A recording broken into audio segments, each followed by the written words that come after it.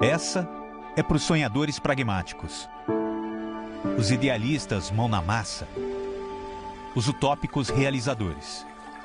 Sim, eles existem. São os apaixonados pela educação.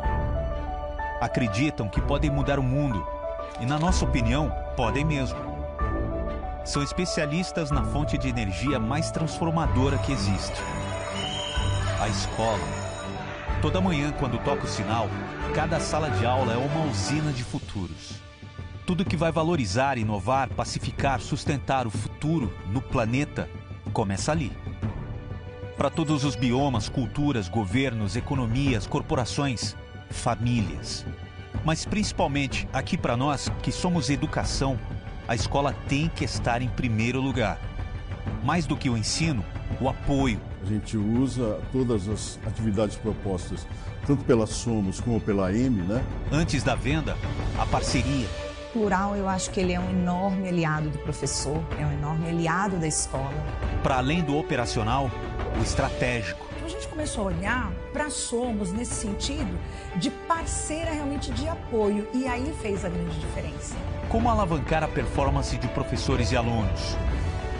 Como ampliar a conquista e fidelização da comunidade escolar? Como garantir conteúdo de excelência para cada escola na sua região? Como zerar a inadimplência e acelerar a expansão? Os desafios são muitos. A resposta é uma só. Pensando a escola em primeiro lugar. Somos educação.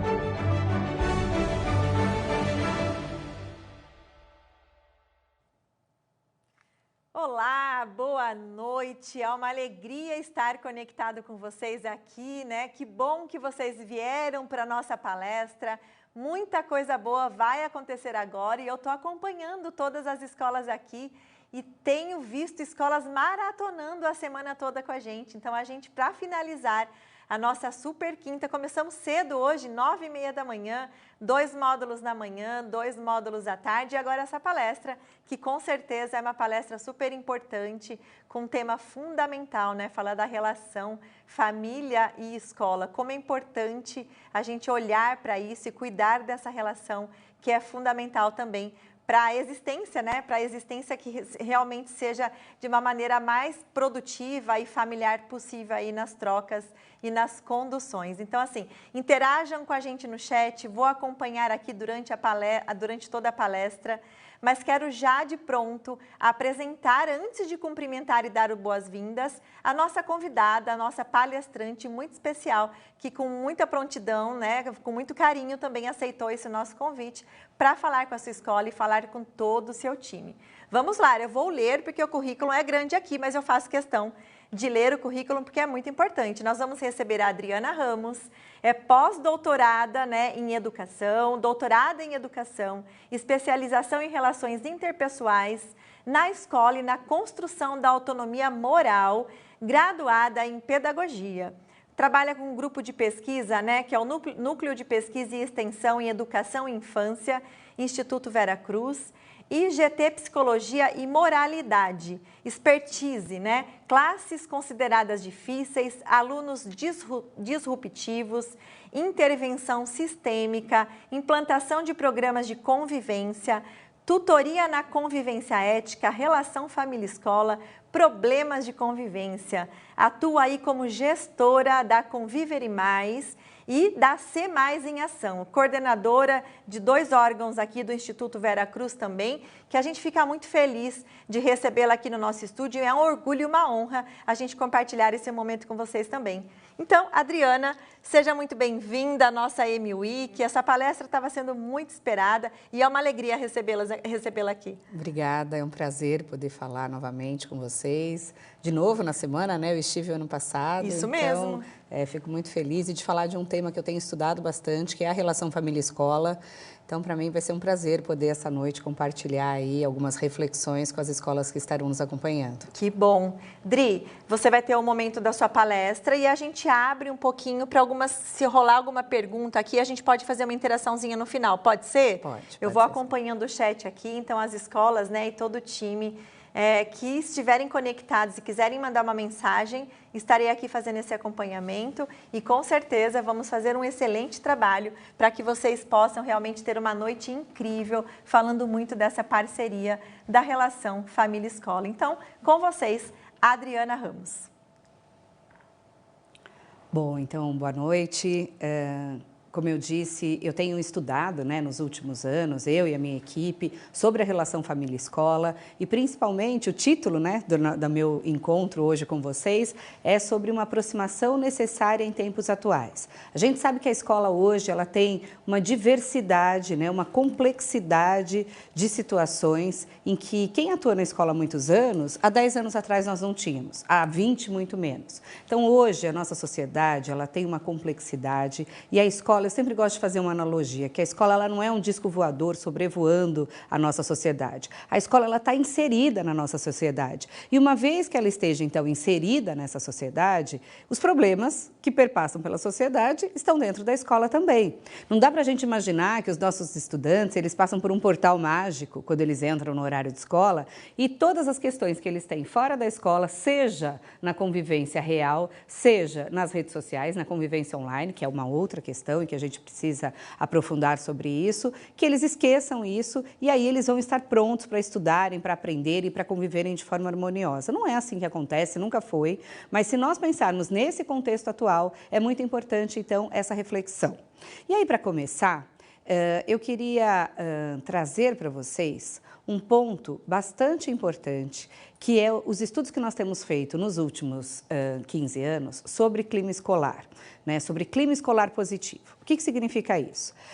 De forma geral, um clima escolar positivo ele pode favorecer com que esses estudantes, né, tanto as crianças quanto os adolescentes, eles aprendam os conteúdos escolares, né, então eles se desenvolvam cognitivamente, de 30% até 70% a mais as escolas que têm um clima relacional escolar positivo do que em escolas que esse clima ele é negativo.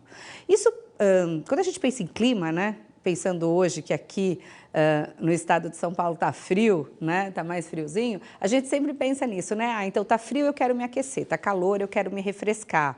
Quando a gente pensa num clima relacional, nós estamos pensando na qualidade dessas relações e não somente entre os estudantes ou entre estudantes e professores, que é a relação mais comumente que a gente tem dentro das escolas e que normalmente a gente se preocupa. Mas nós estamos falando de uma comunidade de forma geral, como as relações perpassam entre gestores e professores, entre os professores, professor-aluno, aluno-professor, entre os estudantes, com os gestores, estudantes com os gestores, estudantes com os funcionários com os gestores e com os professores, com as famílias. E, claro, hoje o recorte é para a gente pensar a potência que nós temos quando nós planejamos e valorizamos uma aproximação saudável com as famílias. Claro que a família ela tem uma função e a escola tem outra quando a gente pensa nas questões que são educativas. Porém, né, nós sabemos que, apesar dessas funções diferentes, quando todos os estudos e as pesquisas mais recentes vão mostrar, e mesmo as clássicas mais antigas, né, da educação, vão mostrar que essa relação família-escola, quando ela é positiva, quando ela é saudável, as crianças e adolescentes eles desenvolvem mais de forma integral do que quando há ou uma ruptura nessa relação ou quando há uma situação de embate. Então, quando tem a ruptura, muitas vezes quando os pais não se importam, né? E a gente tem situações como essa, que são pais que, né, delegam para a escola responsabilidades, mas o que a gente tem visto de uma forma muito mais frequente, como eu atuo em muitas escolas do Brasil todo, tanto particulares quanto de redes públicas, a gente percebe que tem uma coisa que é comum a todas as escolas. São essas situações em que muitas vezes a família ela cobra da escola uma postura, uma atitude frente a problemas que ela não sabe como resolver. E muitas vezes as escolas nos procuram e nos dizem assim, poxa, Adriana, mas não seria papel da família fazer isso? O pai não sabe colocar limite, o pai não sabe proibir o celular, não sabe colocar uma regra, não sabe dialogar com seu filho, e aí ele vem e procura a escola. E o que a gente tem dito é que quando a família faz isso, que bom. Que bom que a família está procurando a escola e está validando a escola como uma figura de autoridade para que possa ajudá-la a pensar essas situações. Quando a escola pensa assim, ai, mais uma coisa para a gente fazer agora a gente vai ter que tomar conta da família, vamos ter que formar a família. E eu sempre digo, talvez seja a coisa a ser feita em tempos atuais. Então eu dividi a minha fala de hoje pensando em alguns pontos que são importantes nessa relação saudável entre a família e a escola, para que a gente possa ter, de fato, uma comunidade com clima escolar relacional positivo. Então, primeiro, a gente refletir sobre os valores éticos. Quais são os valores da escola, quais são os valores da família e como é que a gente, então, faz essa intersecção. Depois, a gente refletir sobre a comunicação entre escola e família, principalmente entre nós da escola, e eu vou aqui puxar a orelha da escola em alguns pontos, e o da comunicação é um deles, né, em relação às famílias. Como que a gente informa e como a gente forma essas famílias? Como a gente trabalha efetivamente com os protagonismos, tanto dos estudantes quanto dos familiares, e como a gente faz essa intersecção entre eles. E também como que a escola atua frente aos problemas que nós temos atuais, que não são simples, que são complexos. E aí vocês que já me escutou falar sabem que eu sempre digo isso, problemas complexos exigem soluções complexas. Quando a gente quer tratar algo que é complexo de uma forma muito simplificada, né, superficial, esse problema em pouco tempo ele se amplia ou ele volta a repetir diversas vezes e a escola passa a ter uma função de bombeiro e não uma função educativa.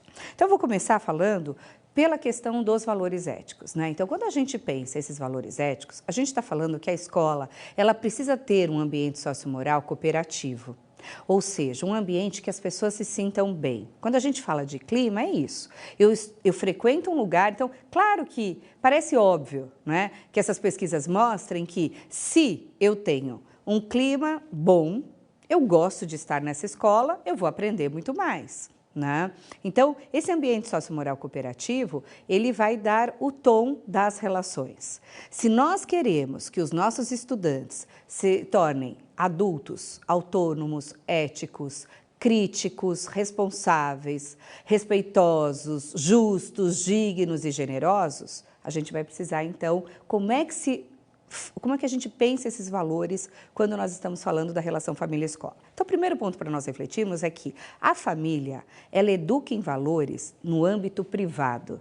As relações dentro da família, por mais complexa que possa ser essa família, é uma relação estável. Quando a gente está falando da escola, a gente está falando de relações que não são estáveis. Se a gente tem uma criança que briga com o irmão, né, e fala, eu te odeio, nunca mais eu quero olhar na sua cara. Daqui 5 minutos ele descobre o quê?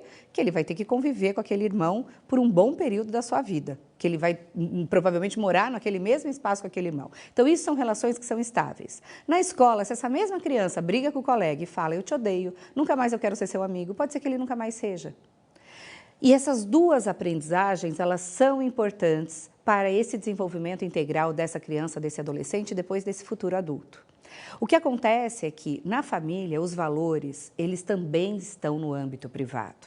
Vocês devem ter na escola de vocês pais que dizem assim, filho, se apanhar, bata. E quando um pai fala isso, salvo algumas exceções, mas na sua maior parte, né? Quando o pai ele fala esse tipo de coisa, o que ele está querendo dizer? Filho, eu não quero que você seja um tonto, eu quero que você aprenda a se defender, eu não quero que você sofra na escola. É isso. Só que essa criança vai chegar na escola, esse adolescente, e se ele bater, a escola vai dizer o quê? Isso mesmo, dê porrada. Não. A escola vai falar, aqui não se bate. Aqui a gente tem que resolver as coisas conversando. E aí essa criança que tem a figura de 2 adultos significativos, que são importantes para a constituição da identidade dela, do que a gente chama de representação de si, da constituição de uma personalidade ética, ela vai entrar em conflito, porque ela tem 2 adultos que são importantes e que dão orientações diferentes. Então nós precisamos compreender que nessa mesma escola, ou às vezes na mesma turma de uma criança que o pai fala bata, vai ter um pai que vai dizer, não se resolve as coisas batendo de forma alguma. E a escola tem que lidar com essa heterogeneidade. Por isso, os valores na relação família-escola, que são os valores da escola, precisam ser valores que são valores universalmente desejáveis, que são valores para uma convivência democrática na nossa sociedade e, obviamente, dentro da escola. Então, são valores para uma convivência coletiva e não do âmbito privado. Vocês devem ter pais na escola de vocês que falam assim, eu não quero que se sente do lado desse preto, eu não quero que você seja amigo desse gayzinho. Tem pais que dizem isso. E é na escola que nós vamos dizer, é inadmissível se tratar as pessoas assim. Nós não podemos, em hipótese alguma, tratar uma pessoa assim. Então, vejam, a escola é um lugar por excelência para se trabalhar com esses valores que são do âmbito da convivência coletiva. É muito mais fácil para nós da escola se nós temos famílias que comungam dos mesmos valores da escola. Mas isso é o normal, é isso que a gente tem. Infelizmente, antigamente eu dizia, bom, tem uma parcela de pais que são contrárias. Hoje eu ouso dizer que a gente já tem, às vezes, meio a meio. Então, a gente vai ter que lidar com isso e ter uma firmeza para explicitar nessa relação família-escola, sempre que tiver conflito, sempre que tiver um pai queixoso, que tiver um problema no grupo de WhatsApp dos pais, que tiver um problema quando acontece um problema de convivência, como eu vou falar mais para frente, o bullying ou uma situação de violência, nós precisamos explicitar esses valores da escola. O que é importante para essa convivência saudável? Primeiro, respeito mútuo. Respeito não pode ser negociável. Se um pai vem e desrespeita a escola, nada justifica a escola tratá-lo de forma desrespeitosa. A escola, nós somos os educadores profissionais em educação. Nós temos que dar o tom dessa relação. Então, é importante que vocês façam o quê? Se vocês estão muito nervosos, olha, eu não vou conversar com o senhor agora, com a senhora agora, porque se eu conversar, eu vou acabar falando alguma coisa que eu vou me arrepender, nós vamos encerrar a reunião e remarcamos para retomar isso. É melhor falar isso do que acabar fazendo, às vezes, um encontro com a família danoso, desastroso, que pode causar, inclusive, cascatear isso para a comunidade como um todo. Então, o respeito não é negociável e tem que partir de nós da escola. E esse respeito, ele precisa ser mútuo. Então, se uma família, ela desrespeita a escola, seja por meio de mídia, seja por meio de um e-mail que mande, ou verbalmente, né, presencialmente, a escola precisa ali colocar esse valor como algo importante. A gente compreende o sentimento, valida aquele sentimento. Eu estou vendo que você está muito aborrecido, que você está nervoso, que você está chateado, mas falar dessa forma nós não vamos conseguir conversar. Nesse tom é impossível a gente manter a nossa conversa. É importante a escola, do mesmo jeito que eu oriento as famílias quando eles falam com os filhos, né? Nós darmos esse tom de respeito. Então, esse é o primeiro ponto. O segundo ponto, e que é bem frágil na escola, é que a gente tenha relações de confiança. Vejam, hoje a gente vive uma sociedade em que o tempo inteiro a gente desconfia do outro, né? É uma sociedade em que a gente tem plaquinhas em todos os lugares, sorria, você está sendo filmado, a gente tem radares, câmeras que estão nos vigiando, né? É um Big Brother o tempo todo que passa a seguinte mensagem: você não é confiável. Como você não sabe se autorregular, eu estou aqui te olhando, eu estou te vigiando. Então, na relação com os pais, é importante, e claro, né, com os estudantes, o que eu estou dizendo vale para a comunidade como um todo, mas aqui eu estou fazendo um recorte, né, da escola com a família. É importante relações de confiança. A partir do momento que se quebra essa confiança, eu vou precisar restituir. Um outro ponto é que a gente precisa ter na escola ações que sejam justas para todos. E muitas vezes as famílias têm dificuldade de entender isso. Sabe por quê? Os pais querem, quando eles têm um problema com os filhos, que a gente resolva da forma como eles acham que é o melhor para o filho deles. Eles não conseguem compreender que a escola vai ter ações pensando na comunidade como um todo. Então, a resolução da escola ela precisa ser justa para todos aqueles envolvidos e não pode ser apenas para o filho, apenas para a filha. Como é que a gente faz isso? Eu vou entrar no ponto da comunicação. A gente tem que comunicar. Quais são as regras da escola? Por que essas regras são consideradas justas? Que princípios sustentam essas regras? Um outro ponto é o ambiente de dignidade. Todos precisam ser tratados com dignidade. Vou dar um exemplo aqui para vocês. Eu tenho muitos contos, muitas histórias, mas teve uma situação, né, numa escola em que os pais eles tinham, sabe, aquele recuo para deixar as crianças, né, quando eles deixam na hora da entrada, e a escola, tinham pais que furavam a fila na porta da escola. Né? Eles passavam e a escola ela teve que tirar o funcionário daquela função que era orientar os pais, porque ela estava vendo que a qualquer momento aquele funcionário poderia ser atropelado. Gente, quando uma escola ela chega nesse ponto, a gente precisa ter espaços para discutir com toda a comunidade o que está acontecendo. Claro que a gente precisa chamar essas famílias que estão burlando aquela regra e ter uma conversa direta e objetiva, mostrando quais são as regras e mostrando que é indignante se fazer algo desse tipo, mas a gente também precisa chamar para o coletivo. E uma outra coisa, não menos importante, é um ambiente, uma relação com a família que seja generosa. O que significa isso? É que em alguns momentos a gente vai ter que pensar, às vezes por equidade. Eu estava falando, tem que ser justo para todos, mas tem situações que às vezes a escola tem que pensar de uma forma generosa. A pandemia nos trouxe uma aprendizagem muito grande em relação a isso. Por quê? Porque na pandemia, muitas vezes a câmera ligada, né, nas aulas online, nós descobrimos situações de famílias que tinham situações, às vezes, de violência indignas, que aquela criança, aquele adolescente passava, que nem passava na nossa cabeça. Então, esse ambiente generoso faz com que a escola tenha o que a gente chama de sensibilidade moral em relação a algumas coisas. Não é passar a mão na cabeça e ser permissivo. Não, não é isso que eu estou dizendo. Mas é nós termos essa sensibilidade de entender que em alguns contextos nós vamos precisar flexibilizar, sim, algumas situações e compreender a realidade daquela família naquele momento, naquela situação. Bom, então isso a gente está falando primeiro de como é importante, então, esses valores éticos que são universalmente desejáveis, permear a relação com as famílias. Depois, um ponto, que aqui sim, aí eu vou puxar a orelha das escolas, porque eu atendo muita escola para falar sobre gestão de crises. Então, é quando a escola tem um problema grave e aí a gente tem que ajudar a escola. E a gente ajuda desde montar um comunicado para a comunidade, para a imprensa, para as redes sociais, né? Até pensar nas mediações mais diretas com os envolvidos naquele conflito, naquela situação. E aí, veja, muitas vezes a escola ela usa uma linguagem que vai contrário àquilo que a escola deseja. A escola ela é bem intencionada, querendo comunicar aquela situação de uma forma que seja, vamos considerar assim, boa, né? E ela acaba criando um problema maior, muito maior, do que aquele que já era o problema inicial, que já era a matriz do problema. Então, por que isso acontece? Porque a gente usa uma linguagem muito valorativa. Eu vou defender a ideia aqui que na relação com as famílias, seja para vocês montarem um comunicado, seja numa reunião de pais, seja numa exposição, ou seja, quando vocês vão ter que tratar de um assunto mais delicado, um assunto mais complexo, mais sensível, que a gente use sempre uma comunicação construtiva. E existem dois princípios dessa comunicação construtiva que são fundamentais e precisam ser estudados com todos da escola, todos os profissionais da escola. Quem atende na secretaria, quem responde e-mail, quem recebe na porta da escola, quem lida com os estudantes diretamente, tanto a gestão quanto os docentes. O primeiro princípio é que é uma linguagem que é mais descritiva. A gente deixa de fazer julgamento de valor.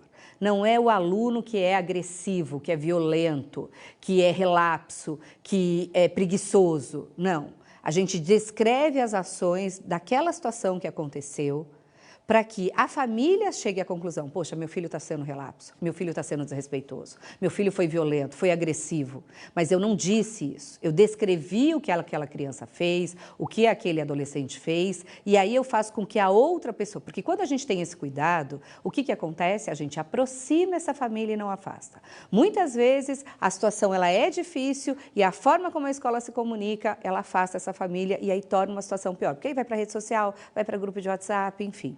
Um outro ponto é a gente ter um canal aberto. A escuta ativa ela é importante. Escuta ativa significa eu me disponibilizar a uma escuta real. Então, eu não posso tomar uma queixa de uma família como algo pessoal. Às vezes a gente toma aquilo como algo pessoal. Eu entendo aquilo como não, isso é inadmissível, né? A gente já quer justificar. Não, escuta, deixa. Principalmente se o pai está bravo, está nervoso, aquela mãe está nervosa, deixem eles falarem. Né? Depois, uma escuta qualificada para entender e dizer, bom, essa é a sua perspectiva, agora a gente vai precisar falar da perspectiva da escola. Ou, bom, eu ouvi tudo que você disse, eu vou precisar pensar um pouco sobre isso, vou precisar conversar com outras pessoas da escola e a gente volta a conversar. Não queiram resolver tudo no calor da emoção, tudo naquele momento. Né? Por outro lado, também se a escola se omite ou demora para responder para as famílias, isso acaba sendo um problema de comunicação. Né? E aí a gente tem espaços institucionais dialógicos para além de quando há um problema. O que significa isso? Significa que quando a gente tem, por exemplo, tem escolas que colocam café com o diretor, assembleias em que os pais participam para pensar os problemas que são coletivos da escola, rodas de diálogo, bate-papos em 2 tempos. São diversas ações que a escola pode institucionalizar, né? Para que as famílias saibam que há um espaço dialógico constante, recorrente, e que eu não preciso, né, marcar para falar, claro, né, problemas que são individuais das crianças, mas coisas que são, bom, o problema do trânsito da escola, o problema que estão sumindo coisas nos ambientes coletivos da escola, são coisas que podem ser tratadas com todos da comunidade, inclusive com os familiares, por representatividade ou por inscrições. Cada escola acaba encontrando uma estratégia que é mais adequada para a sua realidade. Bom, o terceiro ponto é como a gente, então, e aí tem a ver com a comunicação, como a gente informa e como a gente forma as famílias. Primeiro, né, quando a gente informa, lembra da comunicação construtiva? Uma linguagem descritiva, né? Eu preciso ter uma linguagem breve, então ela precisa ser objetiva, precisa, clara. Qualquer um que ler aquilo vai compreender, né? Não vai compreender. Então, sempre é importante a gente ter outros interlocutores na escola. Então, nós vamos mandar um informe para a família, alguém pode ler, não pode ser aquela pessoa que está muito acostumada a sempre ler os informes, porque às vezes as coisas passam, né? Então, e eu tenho que ter um roteirinho mesmo.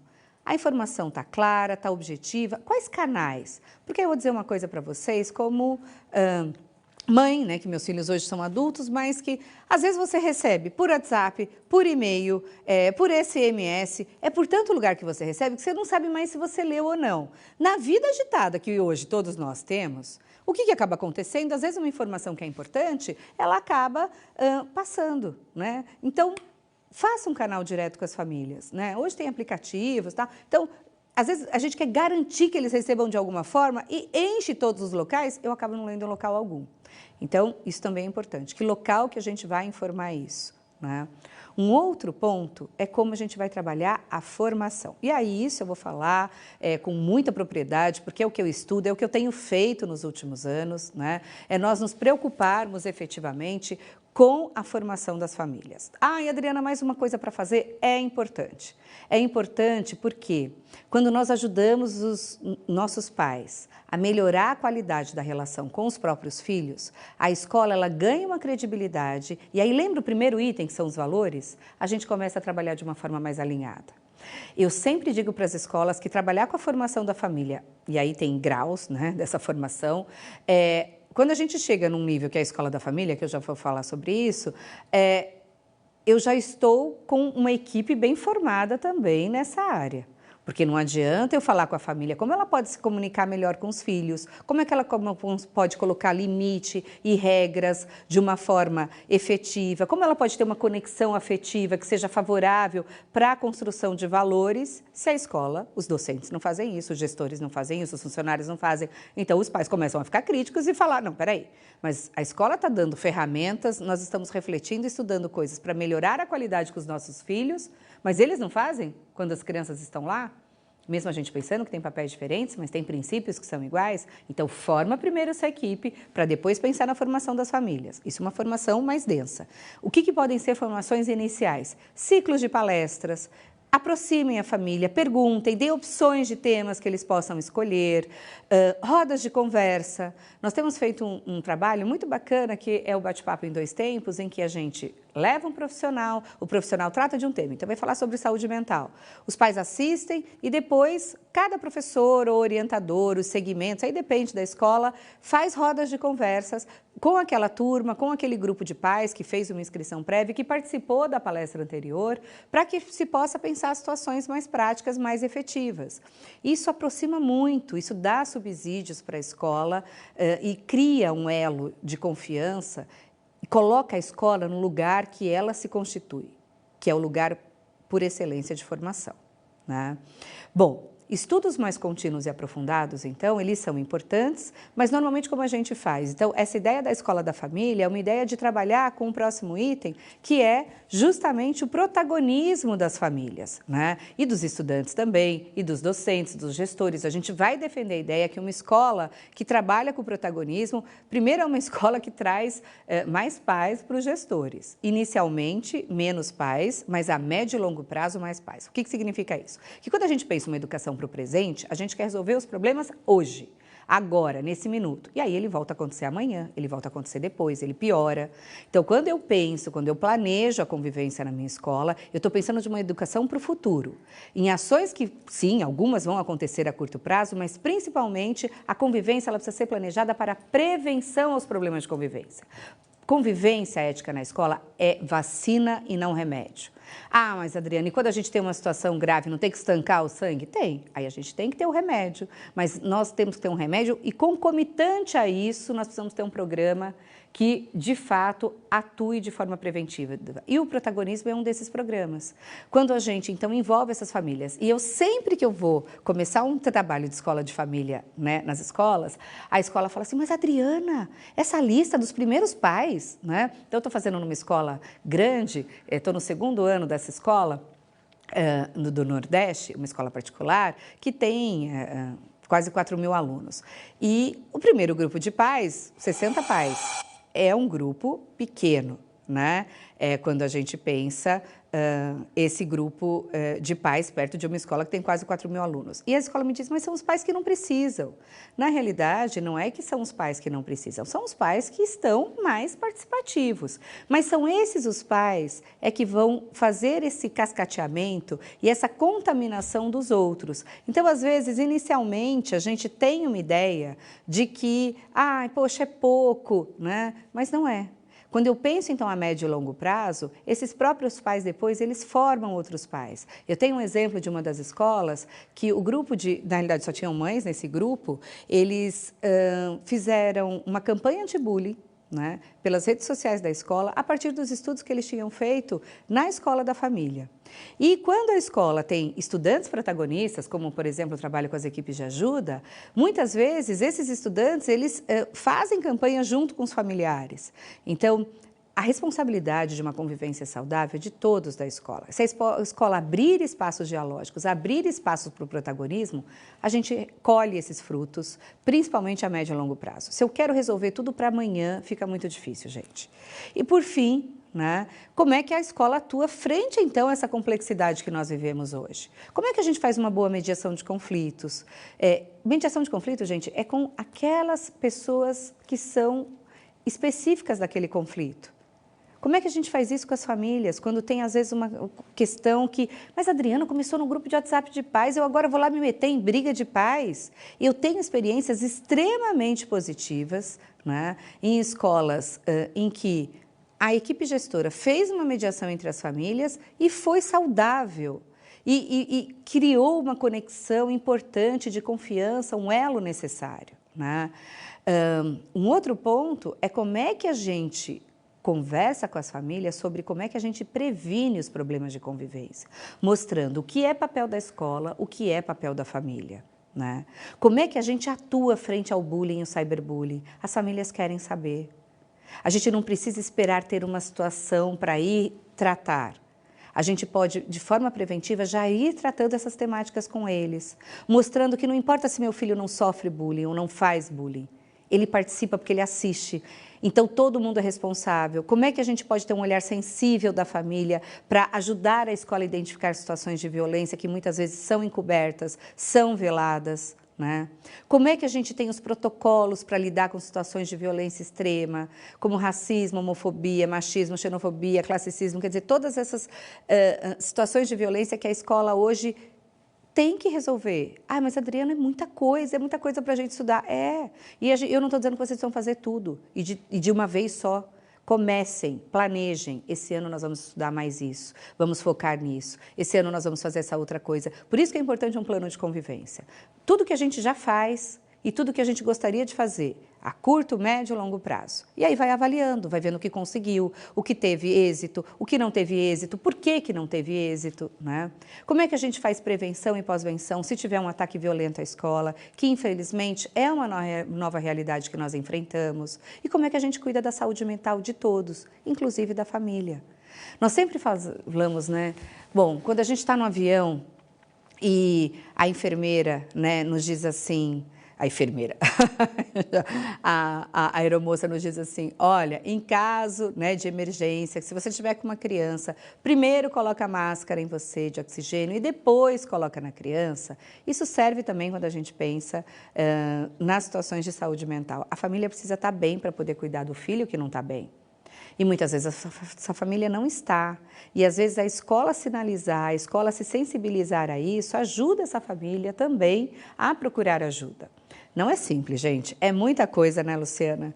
A gente tem aí uma gama de situações complexas. Por isso que, vejam, não queiram fazer tudo de uma vez. Planejem. Vocês não planejam tudo na escola? Como é que vai ser a alfabetização? Como é que vai ser a preparação para o vestibular? Como é que vai ser a captação de alunos? Não é isso? Vocês não planejam aqui com a Amy a captação? Planejem a convivência também. É importante isso, é importante instrumentalizar, ter isso de forma institucional, em documentos, e ter uma equipe de convivência que avalie isso, sabe? Montar uma comissão de convivência ajuda muito e ajuda também a estabelecer essa relação com as famílias. Não é algo simples, mas é algo que a escola não pode mais ignorar. Eu espero ter contribuído, né, para essas reflexões. Eu defendo muito a ideia que a gente precisa desenvolver a generosidade em toda a nossa comunidade escolar, porque se nós queremos efetivamente transformar a nossa sociedade em um lugar mais justo, mais ético, mais digno, mais generoso, mais respeitoso para todos, a escola, ela é um lugar importante e ela tem uma responsabilidade em relação a isso. Dri, muito obrigada. Senta aqui comigo. Vamos... A gente estou provocando as pessoas aqui no chat para ver que tema é importante, né? É um tema que precisa ser muito trabalhado dentro das escolas e nós sabemos do grande desafio que é fazer com que essa parceria realmente ela aconteça da melhor forma possível, né? Parceria família-escola. Eu queria que você falasse um pouquinho para a gente, porque nós fizemos, né, entre março e abril, um circuito de marketing, onde passamos por 18 estados, fizemos 22 eventos e tinha algumas provocações, umas brincadeiras, algumas perguntas que a gente fazia para a escola sobre grupo de WhatsApp. Né? A gente sabe o quanto que isso é um problema nessa parceria família-escola também, porque a gente sabe que o grupo, né, as famílias se unem contra a escola e a escola muitas vezes não sabe lidar com tudo o que está acontecendo ali, né? Os grupos de mães, os grupos de pais, mais de mães ali que estão formando. Eu queria que você falasse um pouquinho dessa relação, né? Que acontece muito ali, não é mais hoje na porta da escola, mas está no grupo de WhatsApp. Sim. E não é de hoje, hein? Isso não é de hoje, mas agravou, né? Claro, a gente sabe que agravou. Acho que tem um ponto, Lu, que é importante, 2 pontos que são importantes quando a gente pensa o grupo de WhatsApp. Primeiro que muitas vezes a escola, por muito tempo, considerou assim, isso não é problema nosso, é um grupo dos pais, então não temos nada a ver com isso. Quem é mãe, quem é pai, já participou de grupo de WhatsApp, sabe que às vezes facilita a vida, né? Você fala assim, nossa, eu tô atrasada, cidades que tem muito trânsito, alguém pode pegar meu filho, né? Aconteceu tal coisa. Então, nossa, ajuda muito, né? Mas a gente sabe se for utilizado para este fim, não usam só para isso. Então, a escola ela precisa fazer reflexões com as famílias para que essas famílias pensem efetivamente as regras para esse grupo de WhatsApp, o que é produtivo, o que vale. E a escola fala, Adriana, mas não seriam eles que deveriam fazer isso? Se não tem nenhum pai protagonista, a escola pode tomar a frente disso, sabe? Vamos fazer uma discussão com a comunidade, olha, é um meio importante, quais são os pontos positivos, quais são os negativos, o que acontece quando, por exemplo, tem uma criança que é suspeita de sofrer bullying, né? Ou de ser autora de bullying, e aí se coloca isso num grupo de WhatsApp. Se melhora essa situação, então a gente pode criar situações hipotéticas numa reunião, e dar para as famílias em pequenos grupos tentarem responder e depois discutir isso coletivamente e mostrar que algumas situações, elas se agravam. E às vezes elas tomam uma proporção, Lu, que é assim, absolutamente descabida. Você fala, não acredito que uma situação como essa tomou uma proporção como essa. Eu lembro que eu tive uma situação muito grave numa escola em Brasília e a escola ficou por muitos anos conhecida por causa dessa situação, porque viralizou antes da pandemia, então você imagina o quanto viralizou, porque hoje quando viraliza o negócio, né, tem uma proporção maior. Que você colocava no Google o nome da escola, aparecia o problema que tinha acontecido na escola. E não, desastroso, não né? era o endereço da escola, não era a localização, era a situação. E foi muito interessante, porque a diretora ela fez roda de conversa em todas as turmas e ela me contava assim, Adriana, teve um grupo de alunas que me procuraram e falaram assim, eu já pedi para minha avó parar de compartilhar esse vídeo no grupo de WhatsApp das amigas dela e ela não para. Nossa. E eu falei, vó, você não pode fazer isso. Então, olha como é importante a gente formar as crianças, os adolescentes, né, para que eles possam fazer essa conversa com as famílias também. Mas olha o problema que a gente tem quando a própria família, ela compartilha algo que vai prejudicar aquela comunidade como um todo. A escola ficou marcada, foi difícil tirar ficou uma mancha na escola, sendo que a escola atuou bem. E foi uma situação entre alunos de 11 e 12 anos de idade, um beijo, um beijinho, um selinho, que tomou, mas uma proporção absurda de outros países, pessoas receberem, entende? Então, é nossa responsabilidade a gente tratar isso com os pais e mostrar quais são as consequências de quando se posta alguma coisa nesse grupo de WhatsApp sem ter conversado com a escola antes.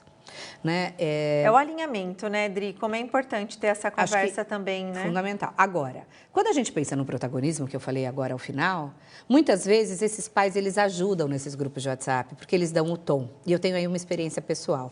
Eu tive a guarda das minhas sobrinhas por 3 anos, quando elas eram adolescentes. E aí, porque como mãe, eu não tinha grupo de WhatsApp, né? Eu era feliz, porque meus filhos são adultos, não tinha isso. Mas, nessa experiência, né, com as minhas sobrinhas, eu percebi uma coisa, eu falei com a coordenadora da escola assim, olha, quando eu e um outro pai, nós estamos online, na hora que alguém joga uma bomba, o negócio tranquiliza. Porque ou eu ou outro pai, a gente sempre falava assim, mas gente, não seria melhor conversar na escola? Né? Talvez seja melhor primeiro colocar isso na escola, tal. E aí, é verdade, tal, vou falar com a escola, obrigada pelo toque, o assunto morria. Quando a gente não estava online... Pegava fogo. Mas a hora que você entrava, era assim, 120 mensagens. Isso é um absurdo, isso não sei o quê. E as pessoas vão... É o que a gente fala, né? É uma contaminação e você vai se inflando que vira algo assim... inadministrável, não dá nem para ler aquele monte de mensagem. E às vezes aí uma mãe nem leu tudo, já tira a conclusão, já põe no outro grupo de WhatsApp do outro filho. Você entende? Tira a conclusão então, pela última mensagem quando lida, a gente tem pais protagonistas, no caso não era o caso da escola do meu sobrinho, era só porque eu e o outro pai eram um pouco mais sensatos, né? Mas isso ajuda a escola. Né? Ajuda a escola nesse sentido que esse pai vai fazer essa reflexão. Calma, gente, espera aí. Então, eu tenho hoje, até estava conversando outro dia com uma mãe de uma escola da família que está no ano 2, né? Ela já está indo para o 2º ano, e ela disse assim, Adriana, tem tantas coisas que eu fazia no grupo de WhatsApp, e hoje eu paro para pensar, gente, por que eu fazia aquilo? Como é ruim? E eu não falei sobre grupo de WhatsApp até hoje, nesses encontros com os familiares, diretamente. Eu estou sempre falando da relação, mas só de tantas coisas que a gente estudou e refletiu, que ela fala, cara, isso realmente toma uma proporção que não precisaria ter tomado. Tomou uma proporção desnecessária. E às vezes eu que comecei ou eu continuei aquilo. Não precisou falar do tema, mas toda a construção da conversa já leva a essa conclusão, né? Aqui a Giovana Andrade colocou a comunicação, ambiente agradável, né? Heterogeneidade, relação entre valores instáveis, desrespeito. Muito pertinente todos os pontos apresentados, Dri. Falou da formação das famílias, né? Depois aqui, ó, muito importante, o Tiago, o alinhamento entre escola e família. E aqui, a Alexandra Ramos, ela colocou... A Alexandra está maratonando com a gente, eu digo assim, de passagem, está desde segunda com a gente aqui. Ela colocou para a gente, olha, boa noite, temos rodas de conversa onde recebemos especialistas para falar com pais, mas vão tão poucos, exatamente como que você falou. Porque assim, a gente fala muito, né, da participação. Eu queria que você falasse um pouquinho disso. Porque isso é uma coisa que a gente vai construindo ao longo do tempo. Então, vou dar a experiência dessa escola da família, dessa escola grande que eu disse. A gente teve lá as 2 primeiras turmas, terminamos o ano com 20 pais. E não é por falta de interesse, porque eles não estavam gostando, é porque tem outras coisas da vida, tem outras demandas, começa a fazer uma pós, e, né, ok. Esses pais são pais potentes, mas são 20 de uma escola de quase 4 mil, sim. Mas esse ano a gente tem lista de espera para entrar, para estudar conosco. Então, é a constância. É a constância. Aí, vou dar um outro exemplo de uma escola pequena, da cidade que eu moro, em que a gente começou a fazer os ciclos de palestras para os pais. A primeira que eu fui, só tinha professor, tinha 3, 4 pais. A escola ficou muito frustrada. Poxa, mas é uma escola que os pais são participativos, tal. Como é que pode um tema tão importante, que os pais falam tanto? Como é que pode uma coisa como essa? Sim. E, no entanto, Lu, agora eu fui dar a palestra desse ano, já estamos no 3º ano do programa de convivência. Teve que colocar. Eu cheguei, só tinha professor. Eu falei, eu não acredito, 3º ano. Né? E foram outros palestrantes, né? Eu falei, eu estou voltando agora. Mas deu 5 minutos, eles tiveram que colocar cadeira, lotou. Então, assim, não desistam. Às vezes a gente quer algo que é... Né? E outra coisa, faça uma interlocução com essa família, deles avaliarem o encontro, o que foi produzido. Tem que ter marketing. Fez um trabalho com marketing? Vai lá, faz um videozinho do pai que assistiu, olha, né, faz a propaganda, olha, pessoal, quem perdeu, grava, manda pílulas daquela fala para os pais. Eu sempre falo, não importa. Essa vez mesmo eu falei com a diretora, não, vamos gravar também. Eu sei que vocês querem que eles venham ao vivo, que vocês querem essa participação presencial, mas às vezes não é possível. Sim. Grava, manda para os outros pais que não vieram. E gera interesse, né, para o próximo, para estar presente. Exatamente. Colete depoimento, como a gente faz aqui, e orienta também, Isso, né? exatamente. E a Adriana colocou aqui, né? A gente estava falando dos grupos de WhatsApp, primeiro vão para o grupo e depois vão para a escola para resolver algo, né? As consequências são absurdas. Destroem a vida das pessoas, tornam insalubre, expõem, humilham, criminalizam, por conta, às vezes, de alguma coisa que começou muito pequenininho, mas toma uma proporção absurda, que é o que a gente disse, né? Perde-se o controle e aí não tem mais jeito, o negócio já fica totalmente... Você sabe que esse caso que eu contei, né, que foi viralizado, envolvia, então, um aluno e uma aluna, que tinham dado um beijinho no intervalo lá da escola, e aí os amigos filmaram, e isso tomou uma proporção absurda. E aí, uma das coisas que foi muito bacana foi a carta que a menina fez. Por quê? Porque a menina era chamada como vagabunda por diversas pessoas em diversas comunidades diferentes de adultos. Porque a hora que entra na rede social, a gente perde completamente o controle, né? Então, assim, ela recebeu um linchamento virtual absurdo, né? Que o aconselhamento fecha todas as redes, não responde nada. Né? Não deixa aquela criança, aquele adolescente ler o que os conteúdos pais, né, que estão, porque é a primeira recomendação, né, porque você começar a ler linchamento virtual, então, mas depois essa carta que a aluna fez foi muito bacana e isso fortaleceu a comunidade. A escola ela ficou muito tempo conhecida por conta dessa situação, mas a comunidade, como foi muito bem trabalhado e deu muito trabalho, né, isso fortaleceu. A gente aprende com um problema. É ruim, por isso que é melhor a gente prevenir. Mas vão acontecer situações, a gente vai ter problemas, não tem como a escola se eximir disso. Vão acontecer situações. Então, já que aconteceu, que foi algo que tomou uma proporção descabida, como ela disse, né, e que afetou tantas pessoas, as famílias, o irmão da menina, o irmão do menino, enfim... Porque as pessoas não mensuram isso, né? O quanto que isso afeta, são humanos, né? São seres humanos que estão envolvidos naquilo. Parece que como eu estou protegido, né, naquele ambiente virtual, eu vou lá e lincho e falo absurdos e como se... Né? E muitos alunos falavam assim, mas daqui 2 meses ninguém vai lembrar. Eu falei, mas quem passou por isso, lembra. E foi uma das coisas que a gente trabalhou em todas as turmas. Esquece, então, né, Adri? esse fortalecimento de comunidade. Aproveitem uma situação de crise como uma oportunidade de aprendizagem de valores, de aprendizagem a conviver melhor. Então, pensem nesse sentido, é melhor que não tenha, claro, mas tendo que a gente termine com, poxa, isso nos fortaleceu, sabe? Isso nos fortaleceu como comunidade. A gente tem dito aqui, né, para a gente finalizar um pouquinho, estou acompanhando aqui, se alguém tiver mais alguma pergunta, aproveite, a Adriana está aqui, a gente está no bate-papo, né, um momento que vocês podem aproveitar aqui essa conversa. Nós falamos, né, a gente fala muito de matrículas, né, a gente está falando muito de conquista de novos alunos, de fidelização, o quanto é importante, né, ter um comitê para o acompanhamento de toda a campanha de matrícula dentro da escola, isso no nosso tema, naquilo que a gente tem oferta para a escola aqui. E ainda o Chico fez uma brincadeira, né? Não tem a brigada de incêndio, monta a brigada de matrículas, por exemplo, né? Onde a gente traz personagens... E a gente defende a brigada da convivência. Exatamente, eu ia chegar nesse ponto. Então, onde a gente traz personagens ali de várias áreas de atuação dentro da escola... Sim, que é uma comissão de convivência. Que cada um tem a sua experiência, tem as suas expertises, os seus desafios ali dentro da escola. E o que você diria para a gente? Lógico que a gente entende que tem que ter a brigada de convivência ali dentro da escola também. Para um passo, assim, o primeiro passo que você sugira é montar esse comitê para começar a olhar esses temas de forma mais organizada? Você diria, assim, o primeiro passo para a escola começar a cuidar de todos esses temas que você trouxe para a gente é organizar esse comitê. É isso? Você acha que a partir daí ou não? Não. O primeiro passo é a escola sensibilizar ali os profissionais ao tema. Tá. Porque dessa tem um passo antes, então. E aí tem que ser formativo, né? Então, a partir do momento que a gente dá uma formação para essa comunidade, eu estou dizendo aí dos profissionais da escola, né? E aí vamos colocar em primeiro lugar, a gente pode começar com o gestor, dependendo da escola, não consigo fazer com todo mundo, então vamos fazer com o gestor. Depois a gente cascateia para os docentes, depois vai para toda a comunidade. Mas é importante esse primeiro passo inicial formativo, porque esse passo formativo vai mostrar, isso é importante, e vai ser desse passo formativo que vai sair quem são as pessoas que são mais sensíveis ao tema. Porque numa escola deve ter aqueles, não tem só uma pessoa que é responsável pelo marketing, para ser da brigada do marketing, né? Eu tenho, às vezes, sei lá, uma funcionária que atende as famílias ali, mas que ela tem né?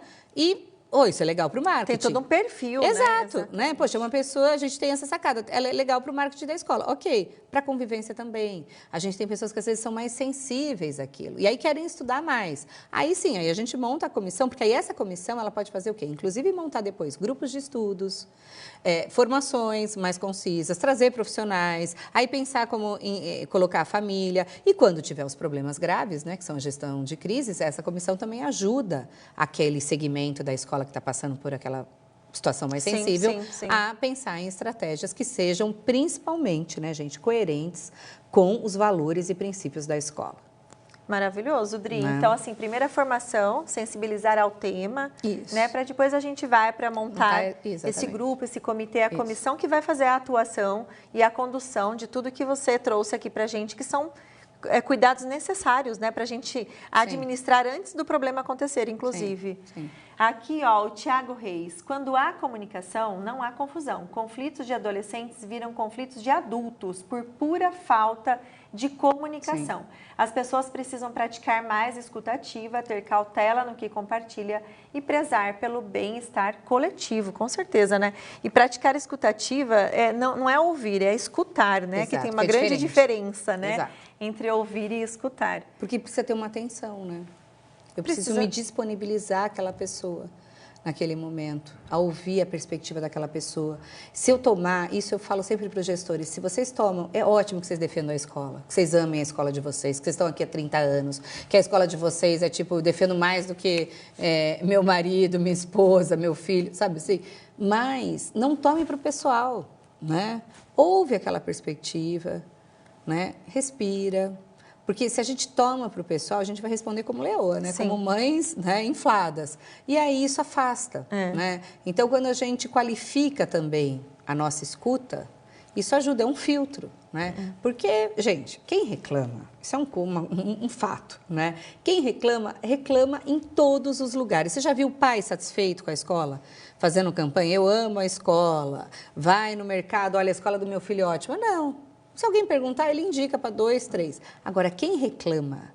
Reclama para 20. Coloca na rede social. Você está fazendo a unha, você está ouvindo a mãe falar mal da escola. Você está no mercado, você está ouvindo o pai falar mal da escola. Ele vai lavar o carro, ele está falando... Né? Ele aproveita todas as oportunidades. Então, canais em que esses pais tenham para... né? Não é só uma ouvidoria, ou só um saque, um reclame aqui, mas canais institucionais que a gente tenha dialógicos, para que a gente possa colocar pontos de vista diferentes, são importantes. Importante, né? É importante compartilhar e eles conhecerem que existe esse canal, inclusive, né, Dri? Bom, eu acho que a gente finalizou aqui, a Alexandra colocou um último comentário, que é a questão do engajamento. Por exemplo, né, o professor tem que querer também, né, participar, por exemplo, de um movimento. Tem tanta coisa no Profis. Profis é uma plataforma de cursos que a Somos disponibiliza. Eu tenho vários... Eu fiz de comunicação, inclusive. Se vocês quiserem, tem lá de comunicação. E é tão difícil eles aceitarem a formação, que é a obrigação da escola, mas que luta para formar o professor de forma continuada. Sim. Então, é um grande desafio que também tem o gestor ali de fazer com que E se a gente pensar, eu dou aula na pedagogia, na pós-graduação. Né? Eu tenho uma pós que eu coordeno nessa área, 400 horas nessa área. E, assim, a gente vê como isso é a maior dificuldade que o professor tem, que é lidar com as questões de indisciplina, de violência, de incivilidade, de transgressão a regras, do bullying, né? Todos esses problemas que se tem. O professor não vê um professor se queixando, meu problema está na minha didática. Não. O meu problema está com essas questões da convivência. Mas é que ele é menos formado, né? É que ele é menos formado. Então, a escola tem que pensar nessa formação continuada depois, e contínua, não é só continuada. Porque é importante depois ter grupos de estudos, sabe? A gente, às vezes, entra na escola, dá uma formação, fica 1 ano na escola, 2, às vezes 3 anos na escola. Tá, e depois? Tem que ter, e aí o protagonismo desses próprios professores, dessa comissão, que de tempos em tempos vai fazer um dia só para falar de comunicação. Vamos retomar?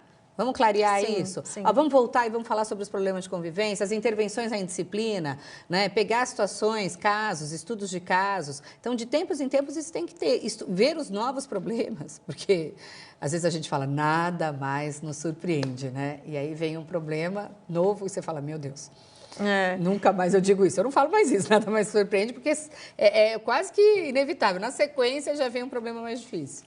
Dri, estamos acabando aqui, encerrando o nosso tempo de live, mas a gente eu ficaria adoro aqui falar conversando, né? A gente Adoro. ficaria aqui conversando. Acho que eu preferia ter falado o tempo inteiro aqui Então, sentada, você vê, viu? mas você trouxe conteúdos muito relevantes, que é todo o, sim. né, a estrutura que você propôs aqui. Só para a gente finalizar, a Giovana colocou uma onda de mães que é reclamando, né? Acho que reclamando, ela colocou, tem invadido as redes como TikTok e Instagram. O algoritmo entrega muito esse tipo de conteúdo, é desesperador. Aí é o negócio da rede social, né? O quanto que isso propaga, lastra e o algoritmo conselho, entrega. como é o nome dela? É a Giovana. Giovana, nunca chamem esse grupo de mães juntas. Jamais. A escola tem essa mania. E não é por mal. A escola pensa assim, cara, já que elas estão com o mesmo problema, e a gente vai ter que atender 7 mães, 12 mães, não, vamos chamar junto. Não. Cria força, não pode. Não faz isso, não faz isso. Não faça isso, isso é... Mas assim, é quase que um tiro no pé. Chama individualmente. Elas vão insistir. Elas vão falar, nós queremos ser atendido em grupo. Não. A gente vai atender caso a caso, conversar individualmente com cada uma. E aí, se for necessário, depois dessa conversa individual, aí pode ter uma conversa coletiva, mas aí tem que envolver a turma toda, porque aí, às vezes, o que a escola faz? A turma, são 12 mães ou 8 mães de uma turma que tem 30, e aí fica aquela fofoquinha nos bastidores, né, nos grupos. Sim. Então, não. E os pais também não se sentem pertencentes. Se é um problema que é coletivo, então depois, aí a escola já vai conversar depois com esse coletivo, já para dizer quais são as diretrizes, os encaminhamentos. Sempre pensem que quando a gente trata situações no coletivo, a gente nunca nomeia, então não se nomeia aluno. Se um pai vai lá e nomeia, não podemos falar. Então, quando a gente faz roda de conversa, a primeira coisa que a gente fala com as famílias é isso. Se vocês quiserem contar uma situação, vocês podem contar, vocês vão descrever a situação, mas vocês não vão nomear, porque o coletivo tem uma força muito grande, ninguém vai expor alguém ali. Tá? Sim. Bom, a gente vai finalizar aqui a nossa live, eu tenho alguns recadinhos agora no final, quero que vocês digam pra gente aqui no chat se vocês gostaram desse bate-papo, se vocês gostaram aqui da Adriana Ramos, e hoje, ao longo do dia, muitas escolas, Dri, foram pedindo para você falar com as famílias, inclusive, né? A gente adoro falar com família. A gente falando muito da relação, ao longo dos dias, a gente foi divulgando, né, a relação da família e escola. E as escolas falando, a Adriana tinha que conversar com as famílias, que é o grande desafio também, né? Sim. Então, a gente pode pensar num segundo momento aí para a gente conversar com as famílias. Posso até fazer uma indicação? No nosso canal do YouTube da Conviver e Mais, tem diversas conversas que nós tivemos com as famílias e a gente vai fazer, inclusive, uma na semana que vem. Olha que legal. Para falar sobre bullying. Que legal. E é aberto, tá lá no canal do YouTube, então ficam todas gravadas, então quem quiser participar... Então tá aí, é @Conviver e Mais, né? Tem, inclusive, no material aqui também, então fica o convite para vocês acompanharem aí a Adriana Ramos, que tem bastante papos conteúdo. No Instagram, tem vários papos que os pais de escola da família participaram, então tem bastante material. Olha só, vai ficar gravado, quero ouvir mais vezes, vai ficar gravado, todos os conteúdos estão sendo gravados e aí a gente vai disponibilizando conforme os conteúdos vão sendo liberados aqui pra gente, tá? Aí ela falou, você daria broncas elegantes pra gente aqui, né, para as famílias. Muito bom, gente. Muito obrigada pela participação. Eu tenho alguns recadinhos. Dri, muito obrigada pela sua disponibilidade de estar aqui com a gente. Aí o evento. A gente está aqui a semana inteira ao vivo. A gente fez questão de trazer você para ter essa fala franca, né, com as escolas, falando muito dessa relação da família. E como eu disse para você, a gente rodou o Brasil inteiro, a gente sabe o quanto é desafiador. Angústia. Sim, né? E isso, a gente foi de norte ao sul do país. Dor mesmo da escola. E é um desafio que é igual para todas as escolas, não importa o tamanho da escola, se é pública, se ela é pequenininha, se ela é grande. Vocês lidam com as escolas particulares, mas na escola pública é a mesma dor. Os desafios são os mesmos e isso faz com que a gente tenha que tratar muito mais vezes esse assunto e organizar, orientar a escola para que elas estejam também preparadas para mediar todas essas situações e promover o bem-estar, né? Seja da escola, seja da família, com um bem maior que é o aluno. Exato. Que é o protagonista de toda essa história. Se a gente quer que eles se desenvolvam, né, é fundamental a gente pensar nessa relação. É um investimento que, a médio prazo, eu vou dizer da minha experiência, não só como pesquisadora, mas como quem atua dentro de escola há mais de 30 anos, é, de fato, algo que vale a pena. Gente, coloquem aí para mim no chat se vocês gostaram. Eu quero muito mostrar a reação de vocês aqui para a Adriana antes da gente finalizar a live. Mas, Adriana, muito obrigada novamente. Eu que agradeço. Que você volte para casa, né, com tranquilidade e segurança. Umas palminhas tá aparecendo, ó, as comemorações aqui.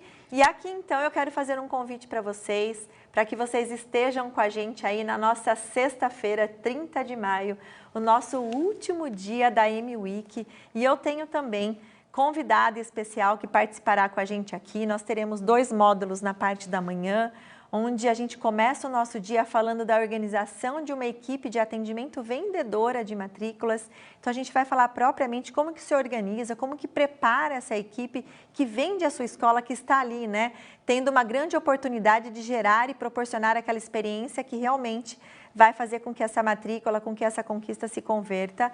E logo em seguida a gente continua esse papo com a Carla também, como fazer do atendimento um diferencial da sua escola. Sabemos, né, o quanto hoje em dia o que a família sente ali na sua escola é um fator de decisão para que ela fique ou se ela vai embora. Então, esse papo é com a nossa convidada especial, Carla Tim, especialista no tema.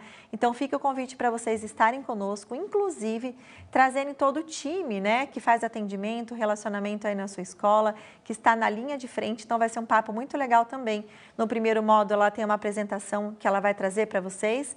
E no segundo vai ser inteiro de bate-papo, onde a gente vai tirar dúvidas e vamos trazer insights valiosos para todos vocês. E em seguida, a gente tem um módulo 20, que é o nosso módulo de encerramento. Aí sim a gente já fica triste desde já, né? Tá acabando.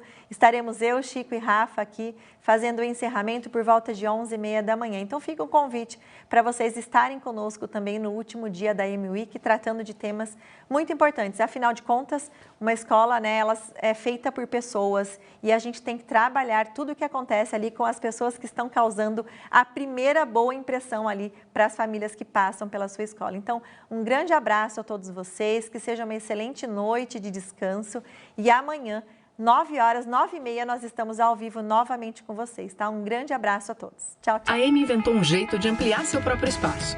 Rodamos o Brasil no circuito de marketing educacional. De Manaus a Porto Alegre, passamos por 18 estados brasileiros. E fizemos o que mais gostamos de fazer. Encontramos milhares de profissionais de milhares de escolas. Nesse espaço de fronteiras ampliadas, a AM encontrou lugar para todas as escolas da Somos Educação. Entramos em contato com elas pelos portais de marketing, pelo canal Escola, nas campanhas de matrículas, na Bet Brasil, nas convenções, nos eventos. Tudo para estar ao lado do time da escola, colaborando na construção do próximo ano letivo por meio de uma campanha de matrículas consistente e bem planejada. Fazer tudo isso acontecer não é fácil. E só é possível porque a AM é apaixonada por escolas. Somos um time que sabe o poder que a educação tem de fazer do Brasil e do mundo lugares melhores. A AM conhece a escola porque também é uma delas, uma escola de matrículas. Como toda escola, a AM é um espaço de sonho, de trabalho, de realização. E esse evento é mais uma prova disso. Bem-vindos à AM Week 2025.